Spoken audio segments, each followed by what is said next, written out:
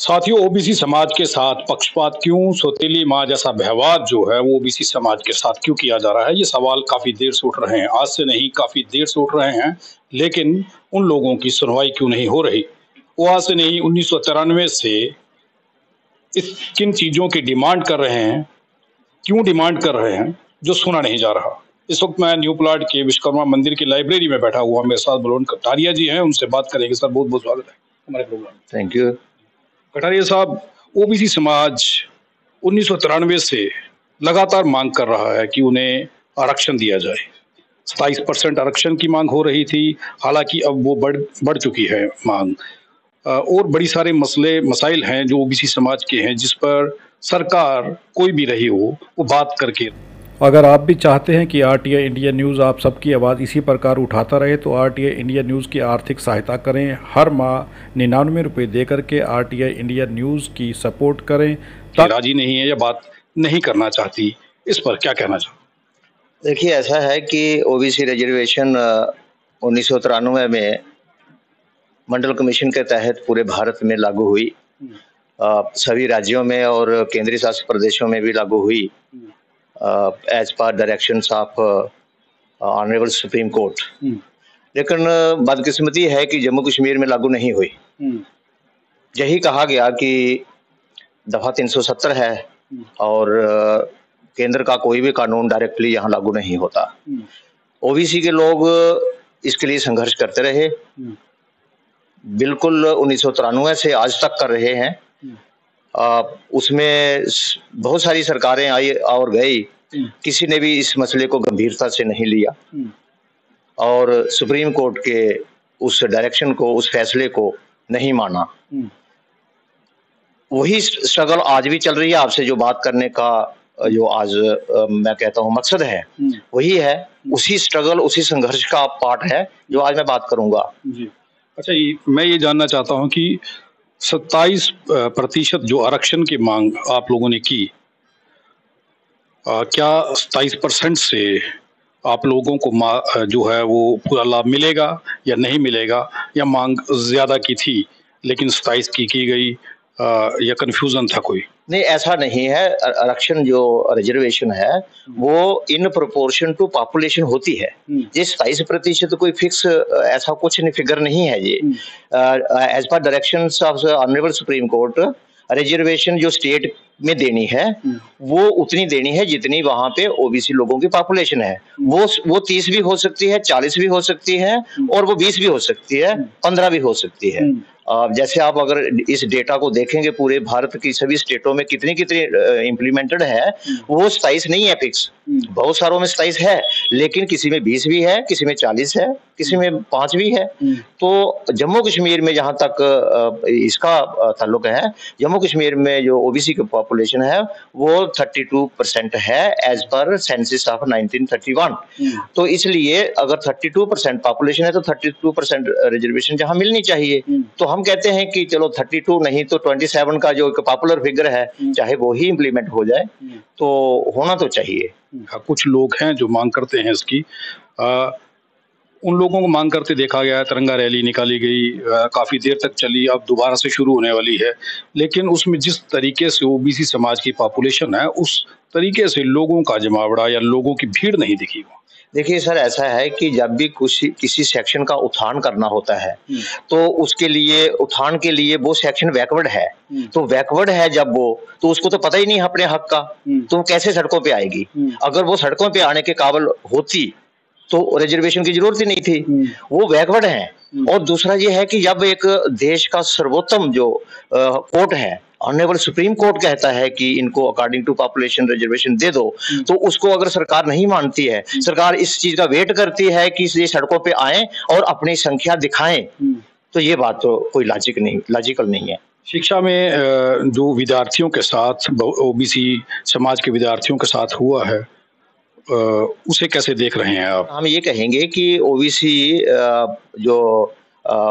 Welfare measures हैं, उनमें एक रिजर्वेशन आता है और उसमें और सारे बहुत सारे मेजर्स आते हैं, जैसे इनको लोन्स देना सस्ते इंटरेस्ट पे, इनके बच्चों को स्कॉलरशिप देना, इनके बच्चों को स्पेशल कोचिंग देना, इनके बच्चों को स्कूलों में और कॉलेजों में रिजर्वेशन दे के स्पेशल एडमिशन करना, ये सारे मेजर्स हैं। तो उनमें एक स्कॉलरशिप भी आता है। और जम्मू कश्मीर में खासकर यहाँ 1-2 साल से फंड्स नहीं आ रहे हैं और ओबीसी के जो बच्चे हैं वो पढ़ाई छोड़ने पर मजबूर हो रहे हैं, और बहुत सारे तो एडमिशन ही नहीं ले रहे हैं क्योंकि पैसे नहीं होते हैं। एक अगर ये बैकवर्ड सेक्शन है, कमजोर सेक्शन है, तो इसको गवर्नमेंट का सहारा था। तो हम सरकार से ये कहेंगे कि अगर फंड्स कहीं रुके हुए हैं किसी वजह से, उनको जल्दी रिलीज किया जाए ताकि ओबीसी के बच्चे जो है वो पढ़ सकें, अपने जो उनकी दिल की जो एक्चुअल टैलेंट है वो तरक्की कर सके और देश के काम आ सके। अच्छा, राजनीति में ओबीसी समाज के अलग-अलग विंग हैं। हर एक राजनीतिक पार्टी में ओबीसी सेल है, उनके नेता भी हैं। वो नेता सारे खामोश हैं, वो कहीं बात करते नहीं दिखाई देते, वो कभी ये मांग नहीं कर रहे। सर, वो उनसे ज्यादा उम्मीद नहीं की जा सकती क्योंकि वो पार्टी के प्रोटोकॉल के तहत उनको बोलना होता है। वो उस प्रोटोकॉल के बाहर नहीं जा सकते, नंबर 1। नंबर 2, उनको कई बार बहुत सारे मुद्दों का ज्ञान भी नहीं होता है। जो नॉन पॉलिटिकल इंसान को या लीडर को ज्ञान होता है, वो पॉलिटिकल को कई बार ज्ञान नहीं होता। वो इसलिए भी कई बार बोल नहीं सकता। लेकिन ऐसा भी नहीं है कि नहीं बोलते। हम फीडबैक भी लेते हैं कई बार उनके साथ इंटरेक्शन करके, तो वो ये हमें बिल्कुल कहते हैं कि हम अपनी अपनी पार्टी में अपने मुद्दे रखते हैं। वो कितना मतलब कितना एक्सेप्ट करते हैं वो पार्टी की मर्जी होती है सर। नहीं तो फिर ऐसी राजनीतिक पार्टियों में शमूलियत होना या ऐसी पार्टियों में रहना, भाग लेना या उनके लिए काम करना जो आपके समाज के बारे में सोच नहीं रही, आपके समाज की बात नहीं कर रही या करना नहीं चाहती, तो क्या उन नेताओं को शोभा देता है? देखिए सर, जो सियासत है, अब सियासत को बिल्कुल छोड़ के भी तो आइसोलेट होके भी ओबीसी जो है वो अपना सुधार नहीं कर सकता। सियासत में रहना पड़ेगा, लेकिन सिर्फ इस चीज की जरूरत है कि सियासत में रह के वहां पे अपने मुद्दे गंभीरता से और जोर जबरदस्ती से और प्रेशर डाल के मनवाने चाहिए। इतनी हिम्मत करनी चाहिए। ये कहा जाता है कि अभी तक की जो जनगणना हुई है, 52% आबादी बताई जाती है ओबीसी की भारत के अंदर। तो जिसकी इतनी ज़्यादा पॉपुलेशन हो, आबादी हो, उनकी राजनीतिक पार्टियों में सुनवाई ना हो, उनके नेता अपने समाज की बात ना कर पाएं, ये जायज़ नहीं लगता। सर देखिए, जब हम उनको बैकवर्ड क्लास कहते हैं तो बैकवर्ड क्लास का जो लीडर होगा वो भी तो बैकवर्ड होगा। तो जब वो बैकवर्ड लीडर जो है फॉरवर्ड क्लास के बीच पॉलिटिकल पार्टी में बैठ के बात नहीं कर पाता उस लेवल की, उतने प्रभावी और उतना प्रेशर नहीं डाल पाता जितना कि फॉरवर्ड वाला डाल सकता है। तो इसलिए अभी समय लगेगा। हमें उम्मीद है कि जो ओबीसी के लीडर हैं अलग अलग पार्टियों में बैठे हुए हैं, वहां ये अपना हक के लिए आने वाले समय में जरूर वहां पे उन पर प्रेशर डालेंगे।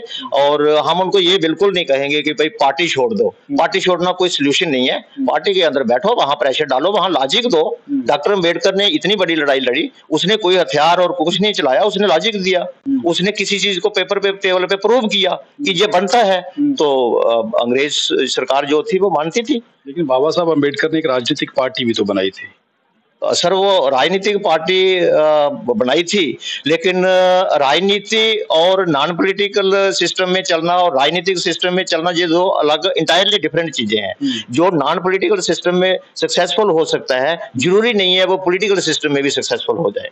वो पॉलिटिक्स एक डिफरेंट तौर तरीका होता है काम करने का। तो उसमें उनकी पॉलिटिकल पार्टी कितनी चली नहीं चली वो अलग बात है, लेकिन उनका प्रयास था, उन्होंने किया।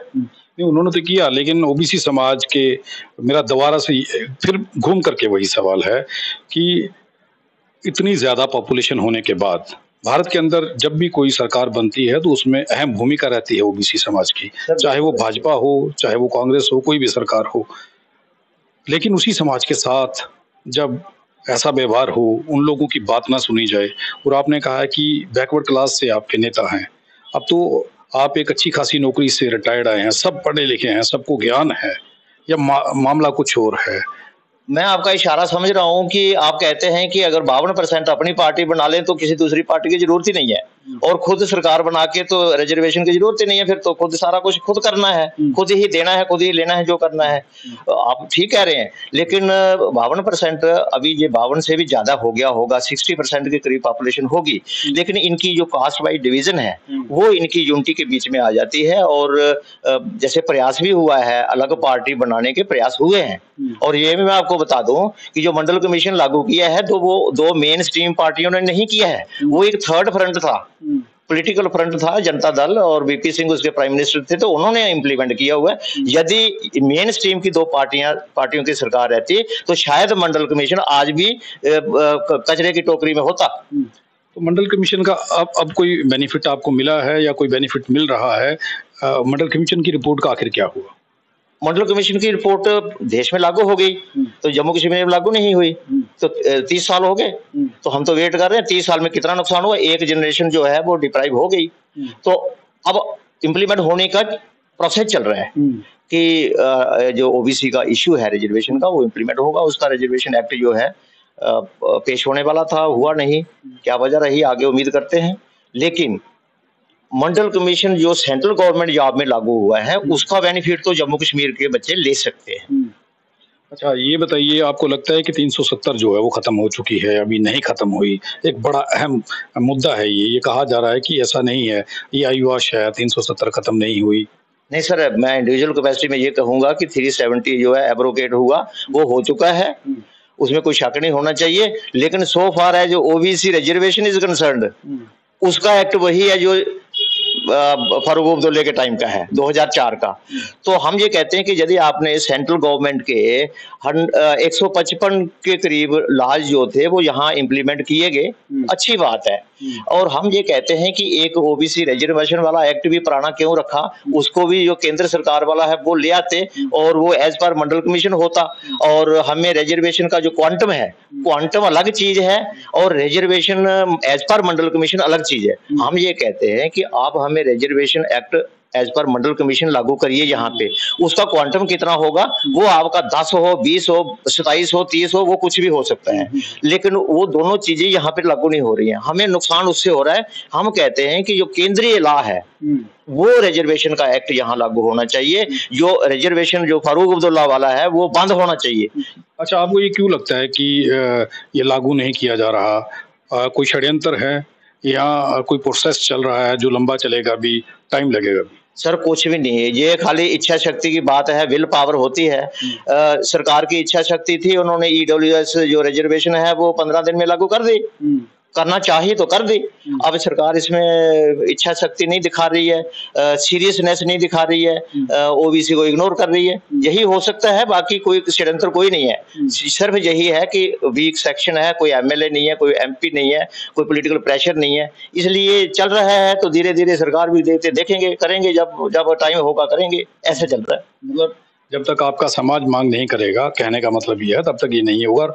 आपका ये कहना है कि समाज मांग नहीं कर, नहीं, सरकार समाज तो मांग कर रहा है, वो तो आए दिन आपसे भी बात होती है, नारे भी लगते हैं, तिरंगा यात्रा होती है, कुछ भी होता है, लेकिन जो मांग करना इतना प्रभावी नहीं हो रहा है कि सरकार पे असर नहीं हो रहा है। सर असर कब होता है, आप खुद समझदार हैं कि उनमें अगर एक मेंबर पार्लियामेंट हो, उनको लीड कर रहा हो, तो फिर उसकी एक ताकत बनती है, उस संघर्ष की ताकत बनती है।